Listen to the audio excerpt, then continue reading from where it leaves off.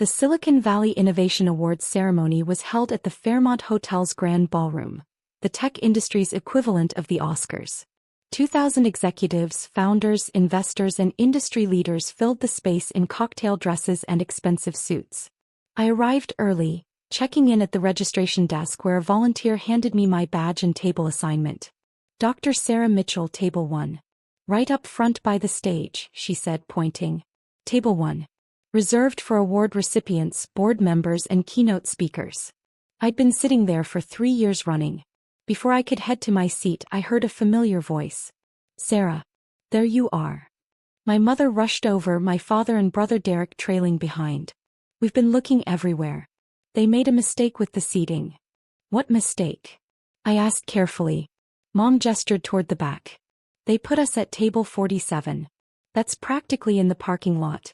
Your father explained that we're family of a guest, and they said there's room for you at table 89 with the other young professionals. Mom, I already have a table assignment. Table 47 is fine for us, Dad interrupted. We're just observers. But you shouldn't be stuck back there either. Table 89 has interns, junior developers, that crowd. Much more appropriate for your level. I stared at him. My level? You're not a VP or anything, Derek said as if this were obvious. Those front tables are for people who actually run companies. I see. Don't be embarrassed, Mom added, squeezing my arm. Everyone starts somewhere. In a few years, once you've worked your way up, you'll be at the important tables. But for now, sitting with peers your own level makes sense. My father was already walking toward table 89. Let her sit with the other computer kids, he called over his shoulder, laughing. She'll be more comfortable there anyway. I watched them settle at table 47, far enough back they'd need binoculars to see the stage. Then I looked at table 89, where 20-somethings in business casual clustered nervously.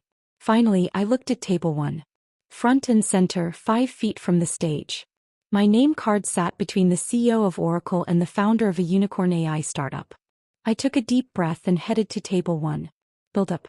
The CEO of Oracle, Janet Reeves, greeted me warmly. Sarah. Good to see you. Congratulations on the award tonight. Thank you. Though I'm not sure I've earned a Lifetime Achievement Award at 34. Janet laughed. You've revolutionized cybersecurity architecture for cloud systems. 17 patents protecting 60% of global financial transactions. I'd say you've achieved plenty. Marcus Chin, the AI startup founder, leaned over. Plus, you started 3 successful companies before turning 30. Most people don't manage one. I smiled while keeping one eye on my family's table. They were studying their programs, occasionally glancing around with obvious disappointment at their seating. The lights dimmed. The ceremony began. The first hour covered industry updates and emerging technology trends. Awards were presented for Best New Startup, Innovation in Mobile Technology, and Outstanding Technical Achievement. Each time someone from the front tables stood to accept an award, my father leaned forward, watching with interest. When winners returned to their seats, he'd make comments to Mom and Derek, probably analyzing their credentials. During dinner service, Janet asked about my latest project. I heard Secure Cloud Systems is working on quantum-resistant encryption. How's that progressing? We're in beta testing now, I replied. Early results show 99.7% improvement in protection against quantum computing attacks. Commercial deployment by Q3. That's remarkable. When you founded Secure Cloud, you were 25. Yes. Though the first 2 companies I started in college were smaller scale, security consulting then mobile device encryption. Marcus jumped in. I still can't believe you sold your second company for $340 million at 28. Surreal experience, I admitted. I took a year off after that, traveled, tried to figure out what I actually wanted to build long-term. That's when I identified gaps in cloud security architecture and started Secure Cloud. Current valuation is what, $2.8 billion? Last funding round, yes. From the corner of my eye, I saw Derek stand and head toward the bar. He passed table 1, close enough to overhear our conversation. His step faltered slightly, but he kept walking. The ceremony continued through various categories. Innovator of the Year went to a founder who developed breakthrough AI medical diagnostics. Industry Leader Award went to a venture capitalist who'd funded 16 unicorn companies. Then the host, tech journalist Amanda Park, took the stage for the evening's final award. Our last recognition tonight is perhaps the most prestigious, Amanda began. The Lifetime Achievement Award recognizes an individual whose contributions have fundamentally transformed our industry. My phone buzzed. A text from my assistant. Good luck. You deserve this. I silenced my phone and focused on Amanda. This year's recipient began her career at 16, developing security protocols for university networks while still in high school. By 20, she'd founded her first company. By 28, she'd sold her second company for $340 million. At table 47, I saw Mom sit up straighter, suddenly paying attention. Today, she runs secure cloud systems, valued at $2.8 billion, protecting financial transactions for 60% of global banking institutions. Her 17 patents in encryption technology form the backbone of modern cybersecurity infrastructure. She holds a PhD in computer science from MIT and has published 43 peer-reviewed papers. Dad's face had gone pale. She's been called a genius, a visionary, and, my personal favorite, the person standing between your bank account and every hacker on the planet. Ladies and gentlemen, the Lifetime Achievement Award goes to Dr. Sarah Mitchell, founder and CEO of Secure Cloud Systems. The ballroom erupted in applause. I stood, smoothing my dress, and walked toward the stage. Revelation. The walk to the stage felt simultaneously endless and instantaneous. 2,000 people standing, applauding enthusiastically. Amanda waited with the award, a crystal sculpture that caught the light beautifully. Congratulations, she said, handing me the award and gesturing to the microphone. I looked out at the audience. Table 1 full of CEOs and founders, applauding enthusiastically.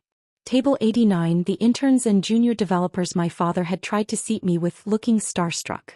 And table 47 where my family sat frozen in shock. Thank you, I began, my voice steady. This award is unexpected and deeply humbling.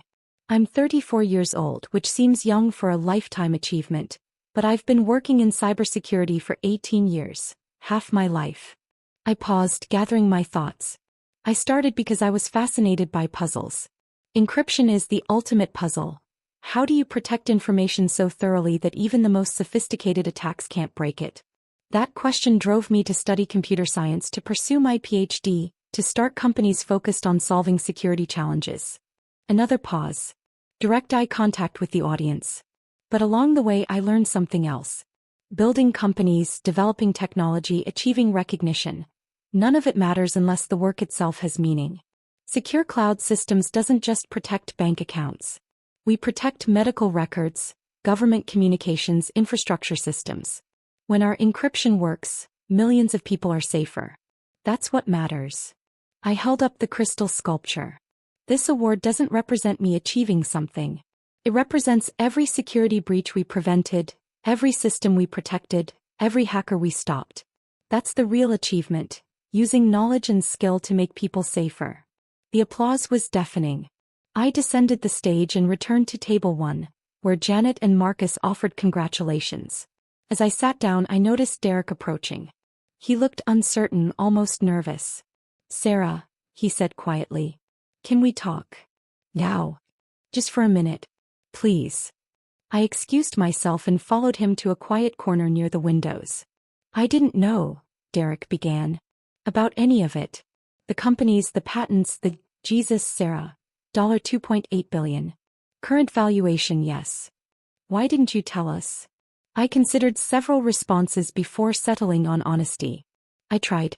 Multiple times. Last Thanksgiving I mentioned Secure Cloud's latest funding round.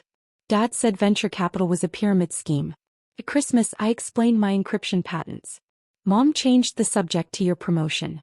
Every family gathering for 10 years, you've all treated my career like a hobby. Derek winced. We thought you were doing IT support or something. Computer repair. I have a PhD from MIT. I've published in academic journals. I've given keynote addresses at international conferences. At what point did any of you think to ask what I actually do? We just assumed. You never talked about it. Because every time I tried, someone interrupted or dismissed it. Eventually I stopped trying. Derek looked back at table 47 where Mom and Dad sat in rigid silence. They're mortified. Dad especially.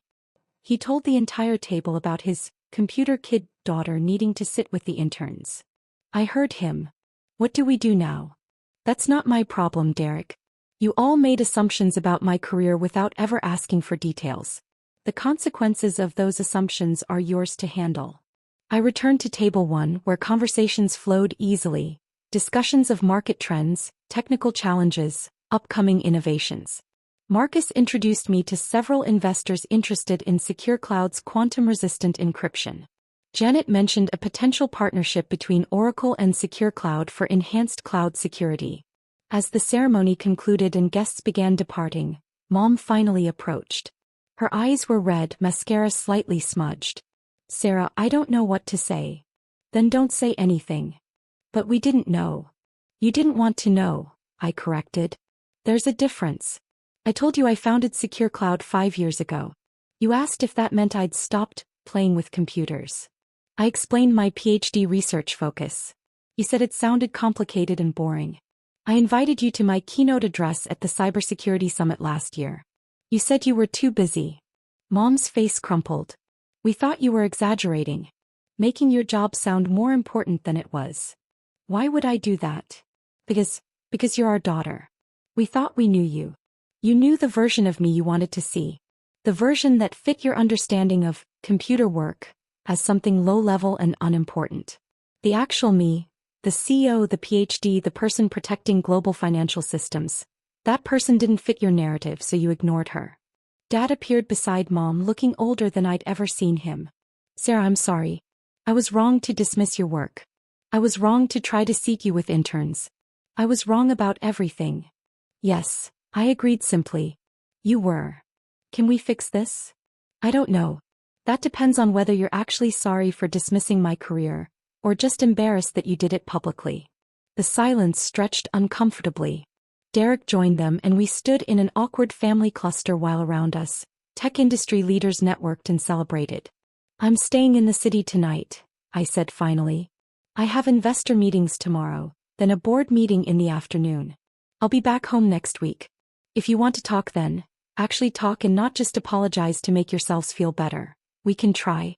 But I'm not making promises. Mom nodded tearfully. Dad looked at his shoes. Derek managed a week. That's fair. Resolution. I collected my award from table 1 and headed toward the exit where my driver waited. Amanda Park intercepted me near the door. Dr. Mitchell, congratulations again. That was a powerful acceptance speech. Thank you. I couldn't help but notice your family's reaction.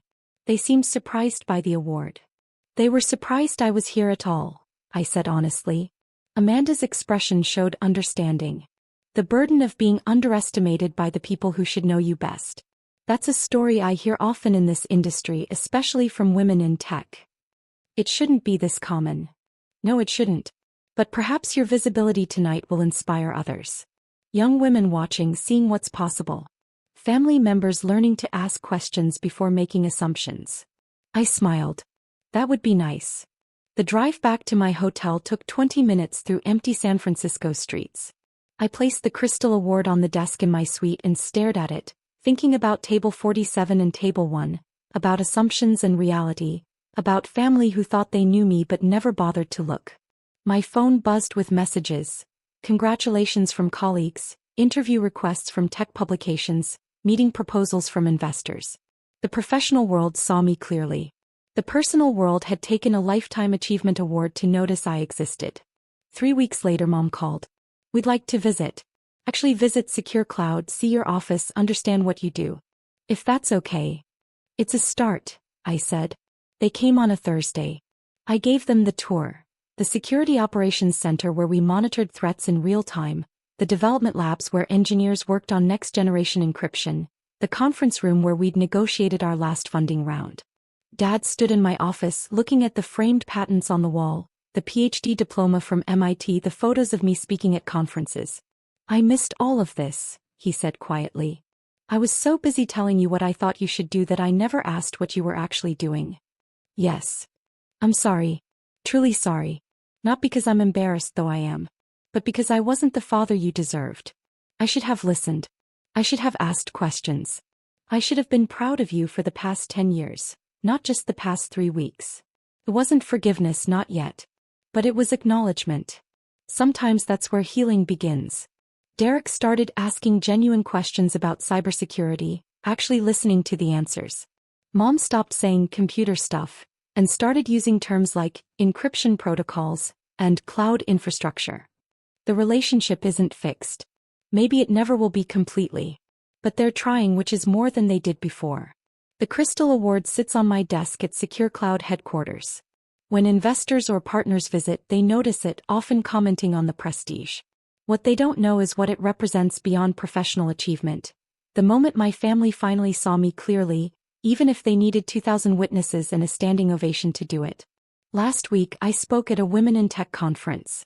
A young woman approached after, asking how to handle family members who don't understand her career in software development. Keep building, I told her. Keep achieving. Don't wait for their validation to know your work matters. And if they eventually figure it out, great. If they don't, you'll have built something meaningful anyway. She thanked me and walked away looking more confident. I thought about Table 47 and Table 1. About the lifetime of achievement my family had missed because they stopped asking questions. Success doesn't require family validation. But when validation finally comes, even late, even after public humiliation forced the issue, there's a certain satisfaction in watching people realize what they'd dismissed for years was actually extraordinary. Dad tried to seat me with the interns. I accepted a Lifetime Achievement Award instead. The irony writes itself. The next family dinner is scheduled for Sunday. For the first time in a decade, I'm actually looking forward to it. Not because everything is fixed, but because they're finally asking the right questions. What are you working on now? How does the encryption actually work? Can you explain what quantum resistant means? Questions that acknowledge I'm not just playing with computers. Questions that recognize expertise, achievement, impact. It took a Crystal Award and a ballroom full of witnesses. But they're finally seeing me. And that, in its own way, is its own kind of achievement.